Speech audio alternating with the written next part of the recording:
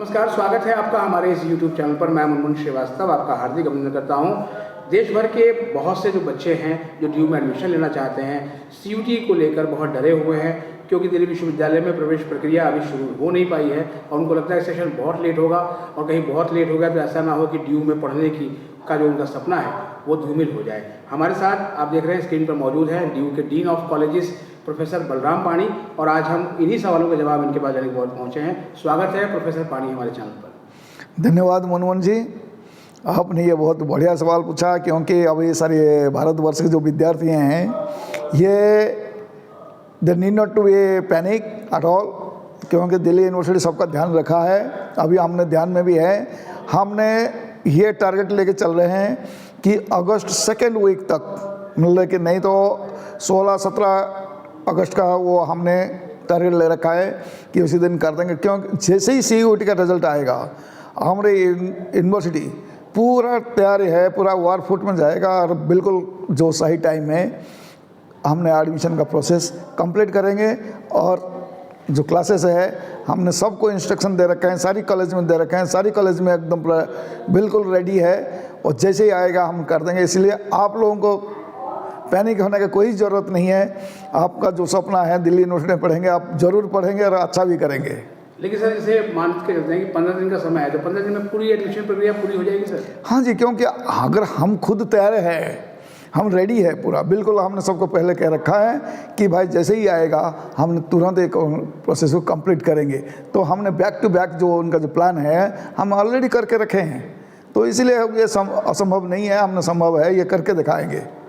मतलब इस बार इस चुनौती को ड्यू ने बहुत अच्छे से स्वीकार कर रखा है। हाँ जी, हाँ जी, ये तो बात है कि ड्यू के कोई चैलेंज आता है तो ड्यू तो हमेशा तैयार रहता है कि चैलेंज को एक्सेप्ट करने के लिए। कुछ दिन पहले तो सर जो है कुछ टीचर्स तो ये भी कह रहे थे कि हमें CUT से बाहर हो जाना चाहिए। उसको भी VC साहब ने एकेडमिक काउंसिल की मीटिंग में कहा कि नहीं CUT से बाहर आने का कोई जो है नहीं है। देखिए ये बात यह है कि कोई चीज़ है खाली से बाहर हो जाए, कितना चीज़ें से आप बाहर होते जाएंगे, तो ये उसी system with in the system रह के सिस्टम को सुधारने का काम हमारे करना हमारे काम है। हम टीचर ने क्या करते हैं, टीचर जो हमारे क्लासरूम में है, एकेडमिक स्टूडेंट क्या करते हैं, कोई बाहर नहीं हो जाते हैं, उसी सिस्टम के अंदर रहते ही उसको करेक्ट करते हैं, उसको ठीक करते हैं। हमने वो सिस्टम को ठीक कर देंगे और सिस्टम ठीक रहेगा और हम चलेंगे, सारी बहुत अच्छे तरीके से चलेंगे। ठीक है, थोड़ा बहुत हो गया और लेकिन उसको आप चिंता ना करें, इसके लिए ड्यू तैयार है। तो इसका मतलब उन कमियों को दूर कर लिया गया। पिछली बार समय पर रिजल्ट आने के बाद भी ड्यू की जो प्रवेश प्रक्रिया है वो 3 महीने से ऊपर तक चली और फिर भी सीटें खाली रह गई। तो इस बार ऐसा नहीं होगा? नहीं, इस बार नहीं होगा। हम उसके लिए भी तैयार है ना। हमने पिछली बार जो एक्सपीरियंस हमारा हुआ कि इतना सीट करने का बावजूद भी सीट खाली रहा, उसको भी कैसे ओवरकम करेंगे, उसके लिए भी हमने प्लान बना लिया और उसी प्लान के हिसाब से हम चलेंगे। हमने सारी जरूर कामयाब होंगे। सर जो दिल्ली सरकार के अंतर्गत आने वाले जो 12 कॉलेजेस हैं वहाँ पर शिक्षकों की बड़ी कमी हो गई है, क्योंकि परमानेंट अपॉइंटमेंट हुए तो लगभग 260 से अधिक टीचर्स जो है वो उन्होंने नई जगह ज्वाइन कर लिया। तो लग रहा है कि वहाँ पर जब नया सेशन शुरू होगा तो टीचिंग का तो क्राइसिस पैदा हो जाएगा। नहीं, वो 12 कॉलेज के लिए हमने स्पेशल ध्यान दे रखा है। जहाँ पर गेस्ट लेक्चर की ज़रूरत है हमने तुरंत गेस्ट लेक्चर का हमने 12 कॉलेज के लिए तुरंत का व्यवस्था हम कर रहे हैं। और उनका जो आगे की जो परमानेंट करने का जो व्यवस्था है उसके लिए हमने लगातार हमारे ऑनरेबल वाइस चांसलर सर और दिल्ली गवर्नमेंट का जो एडमिनिस्ट्रेशन है उनका साथ बिल्कुल हमेशा कांटेक्ट में है। हमारा ऑनरेबल LG का साथ भी बात हुई है सर का, और वो बहुत जल्दी उसका समाधान होगा, कुछ ना कुछ तो समाधान हो ही जाएगा। सीनियरिटी को डिसाइड करने के लिए भी एक कमेटी बनाई गई जिसके आप अध्यक्ष भी हैं, लेकिन उससे ज़्यादा बड़ा मसला सर पास सर्विस काउंट को लेकर है। डूटा ने एक रिप्रेजेंटेशन भी दिया था, तो उस पर क्या सोच रही है? देखिए बात यह है कि पास्ट सर्विस तक किसी का भी हमने ये मना नहीं कर रहे हैं, लेकिन बात यह है कि कभी भी कुछ भी होता है, जब वो जो डेट ऑफ परमानेंट होता है उसी दिन से ये काउंट होता है। आपने एक्सपीरियंस, आप किसी लिए कहाँ क्या एक्सपीरियंस किया था, वो सारी बातें करेंगे तो फिर ये कियोस बनेगा। कोई कहेगा मैंने ऐसे ये सारी हचपच हो जाएगा। तो इसलिए हम ये कह रहे हैं कि जो दिल्ली गवर्नमेंट की जरिए जो UGC की रूल है और दिल्ली यूनिवर्सिटी की जो रूल है, विद इन द रूल हमने जैसे कि कहा गया है UGC के साथ हमारा परमिशन है कि 4 साल का हमने एक्सपीरियंस हम काउंट कर रहे हैं, उसको काउंट करेंगे। जो लीगली परमिसिबल है, हम उसको पूरा बिल्कुल मानेंगे। अगर आप किसी ने अगर कोई कह दे कि कहीं मतलब को 15 साल 20 साल एक्सपीरियंस अडक में है तो उसको भी काउंट करें, ये तो पॉसिबल नहीं है ना। तो आपने ये तो समझा करो, रूल को तो रूल को मानेंगे ना, कियोस्क तो नहीं बनाना।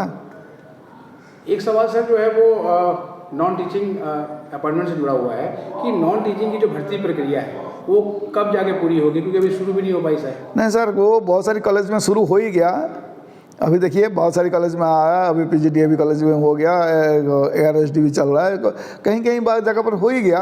और हमने उसी के भी प्रोसेस कर रहे हैं। यूनिवर्सिटी के अंदर जो प्रक्रिया है उसको भी बहुत जल्दी हम क्लियर करेंगे, उसके लिए मॉडलिटी हम बना रहे हैं और इसको भी जल्दी करेंगे। और जो जहाँ प्रॉब्लम नहीं था उसको भी हमने क्लियर कर ही दिया।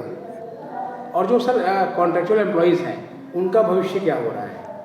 ना कॉन्ट्रेक्चुअल भविष्य तो उनको वो तो भी हमारे साथ ही है और उनका कुछ ना कुछ व्यवस्था तो करेंगे। हमने उसी को कैसे एडजस्ट करेंगे उसके लिए मॉडलिटी हमने उनके साथ कंटिन्यूस संवाद में है।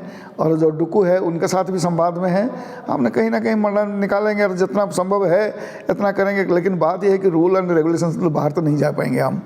रूल रेगुलेशन के अंदर जितना हो सके हम इतना ज़रूर करेंगे। वो भी हमारी साथी है, हम उनको हाथ से छोड़ेंगे नहीं, लेकिन साथी है तो उनका साथ हम देंगे। एक और सर जो है वो योजना लेके आए रहे हैं आप लोग कि 5 करोड़ रुपया अगर कोई देता है तो किसी एक इमारत का कोई एक हिस्सा उसके नाम पे लगभग 33 साल के लिए हो सकता है। तो क्या सर इससे कमर्शलाइजेशन को बढ़ावा नहीं मिलेगा? नहीं, ये कमर्शलाइजेशन नहीं है। मतलब वो कोई नहीं है। मतलब कि क्या करते हैं वो कमर्शलाइजेशन कैसे है? मतलब कि सपोज हमारे यूनिवर्सिटी में एक इंफ्रास्ट्रक्चर बढ़ रहा है, सिर्फ उसका नाम है, सिर्फ नाम दे रहे हैं। सपोज एक पर्टिकुलर फ्लोर है, बिल्डिंग है और उसका नाम मिस्टर X 5 करोड़ दिए हैं, मिस्टर 5X है वो 33 साल। और उनका अलावा तो उनका और कोई बेनिफिट नहीं मिल रहा है। उनका अलावा उनका हम कोई और कुछ एक्स्ट्रा बेनिफिट नहीं दे रहे हैं।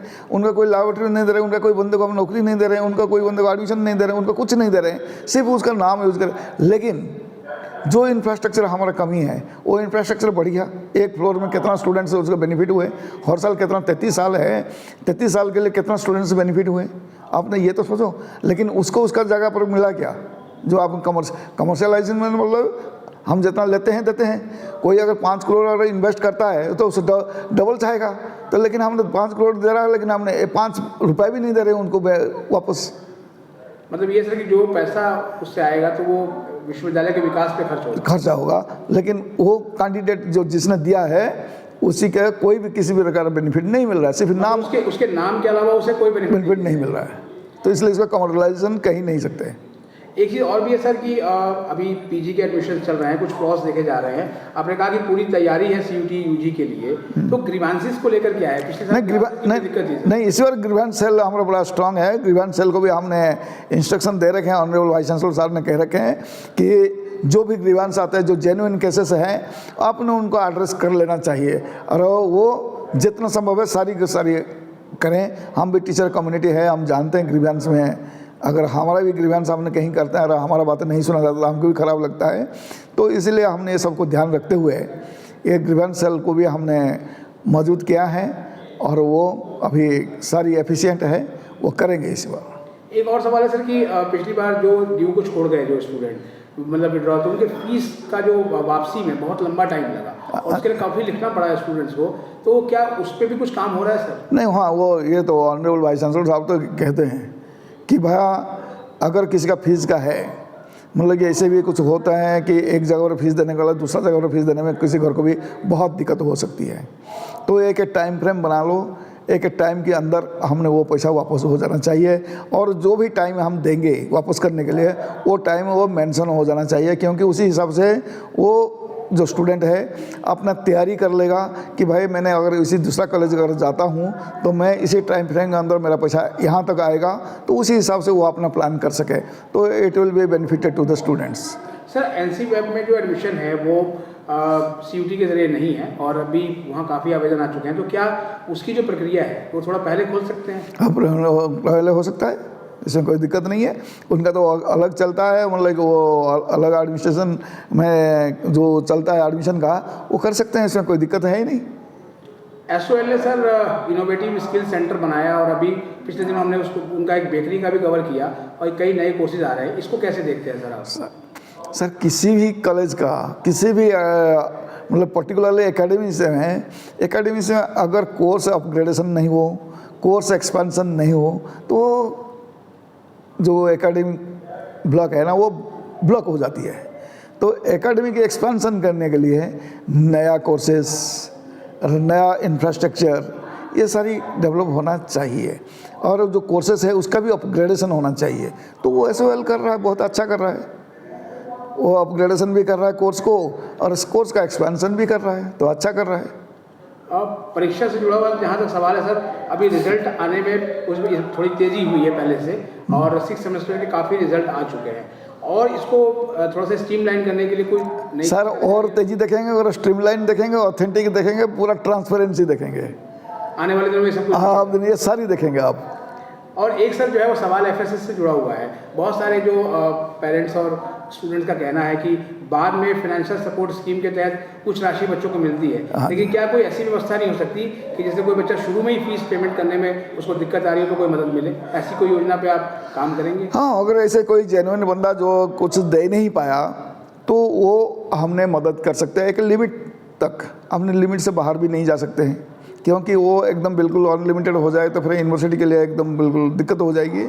एक लिमिट तक वो ये तो एक प्लान करना पड़ेगा भाई, कैसे करेंगे, उसका मॉडलिटी आएगा कि भाई कौन सा स्टूडेंट को कैसे जेन्युइनिटी कैसे टेस्ट करेंगे, कि मतलब कि सारे स्टूडेंट्स अगर आ जाएंगे कहेंगे भाई मेरे को भी अभी ये प्रॉब्लम है, तो वो थोड़ा सा दिक्कत है। अभी उसका मॉडलिटी अगर इस तरीके से सिचुएशन आ ही रहा है तो उसको स्टडी करेंगे, और जो भी होगा, हम तो यूनिवर्सिटी तो हमेशा स्टूडेंट का बेनिफिट के लिए ही बैठा हुआ है, करेंगे इसका भी।